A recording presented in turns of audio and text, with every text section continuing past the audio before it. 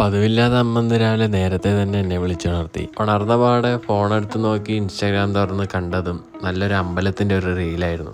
ഈ അമ്പലം എവിടെയെന്ന് സെർച്ച് ചെയ്ത് നോക്കിയപ്പോൾ നമ്മളുടെ വീട്ടിൻ്റെ പ്രദേശത്തിൻ്റെയൊക്കെ അടുത്ത് തന്നെയായിട്ടാണ്. അപ്പോൾ ഇന്ന് രാവിലെ അങ്ങോട്ട് തന്നെ പോകാമെന്ന് വിചാരിച്ചു. പോരാത്തതിന് നേരത്തെ എണീച്ചുകൊണ്ട് ഇഷ്ടംപോലെ സമയമുണ്ട്. ഉറങ്ങി എണീക്കാൻ ഇത്തിരി ബുദ്ധിമുട്ടുണ്ടായിരുന്നെങ്കിലും ഇത്തരം കാഴ്ചകൾ രാവിലെ കാണാൻ എനിക്ക് ഭയങ്കര ഇഷ്ടമാണ്. പ്രത്യേകിച്ച് ഡിസംബർ മാസത്തിൽ. കാരണം ഡിസംബർ മാസത്തിൽ മൊത്തം മഞ്ഞ് പുതച്ച് നിൽക്കുന്ന അന്തരീക്ഷമായിരിക്കും എല്ലാ ഭാഗത്തും. പ്രത്യേകിച്ച് ഇവിടെ പാടങ്ങൾ കൂടുതലുള്ള സ്ഥലം കൂടി ആയതുകൊണ്ട് ആ പാടത്തിൻ്റെ നടുക്ക് നിൽക്കുന്ന കരിമ്പനിയും തെങ്ങും മറ്റു കാര്യങ്ങളും എല്ലാം നല്ല മഞ്ഞ് പുതച്ച് നല്ലൊരു അന്തരീക്ഷമായിരിക്കും. ഇതിനെല്ലാം ഒത്തുകൂടിയ ഒരു സാഹചര്യം എന്താണ് കിട്ടിയത്.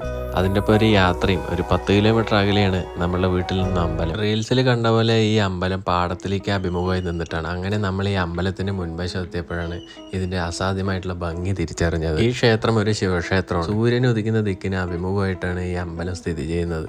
ഞാൻ പോയ സമയം കറക്റ്റായിരുന്നു. കാരണം തൊഴുത് പ്രദർശനം വെച്ച് പുറത്തേക്ക് ഇറങ്ങിയത് നടയടയ്ക്കാൻ വേണ്ടി തിരുമേനി പുറത്തേക്ക് ഇറങ്ങി വരുന്നുണ്ടായിരുന്നു. തൊഴുത് കഴിഞ്ഞ അമ്പലത്തിൻ്റെ കവാടത്തിലൂടെ പുറത്തേക്ക് നോക്കുമ്പോൾ കാണുന്ന കാഴ്ച ഇതാണ്. കണ്ണിന് കുളിർമയേകുന്ന കാഴ്ചയാണ്. നോക്കത്താ ദൂരത്ത് മഞ്ഞ് മൂടി കിടക്കുന്ന പാടങ്ങളും അതിൻ്റെ ഭംഗി കൂട്ടുന്നുണ്ടായിരുന്നു. ഇതാണ് അമ്പലത്തിൻ്റെ ഗോപുരം. അതിൻ്റെ മുൻവശത്തായിട്ട് ഓം നമശിവായ എന്ന് എഴുതിയിട്ട് വിളയന്നൂർ അമ്പലമാണ്. തിരുമേനി ആ നേരത്ത് കറക്റ്റ് വന്ന് നടയടച്ച് പോവുകയാണ്.